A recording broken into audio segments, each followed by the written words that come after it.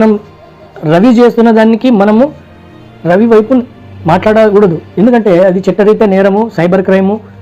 రవి చేస్తున్న దానికి మనం ఎప్పుడూ సమర్థించకూడదు, అది తప్పు కూడా. కానీ రవి లాంటి వాళ్ళు తయారు కావడానికి కారణం ఎవరు?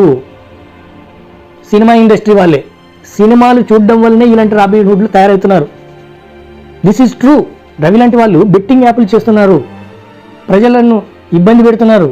వీళ్ళ వలన ఎంతోమంది ఫ్యామిలీలు రోడ్డున పడుతున్నాయి, ఎంతోమంది యూత్ చనిపోతుంది అని ఈరోజు మీడియా ముందుకొచ్చి ఇండస్ట్రీ పెద్దలు వాదిస్తున్నారు. మీ ఇండస్ట్రీలో ఏ హీరో బెట్టింగ్ యాప్లకు ప్రమోట్ చేయలేదా? ఏ యాక్టర్ బెట్టింగ్ యాప్లకు ప్రమోట్ చేయలేదా? కానీ బెట్టింగ్ యాప్లు ప్రమోట్ చేసి ఈరోజు కేసుల్లో కొంతమంది తిరుగుతుంటారు, కానీ లోపల జైల్లో పోయి ఎవరు కూర్చోలేదు. అంటే వాళ్ళకు ఒక న్యాయము, ఇటువంటి రవి లాంటి వాళ్ళకు ఒక న్యాయమా?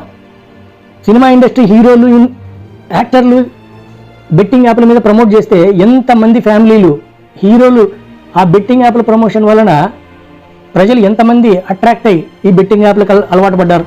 తెలంగాణలో ఎంతమంది చనిపోలేదు? ఎంతమంది యూత్ అప్పుల పాలై సూసైడ్ చేసుకొని చనిపోయినారు పిల్లలు? దానికి కారణం ఎవరు? ఇండస్ట్రీలో వ్యక్తులు కాదా?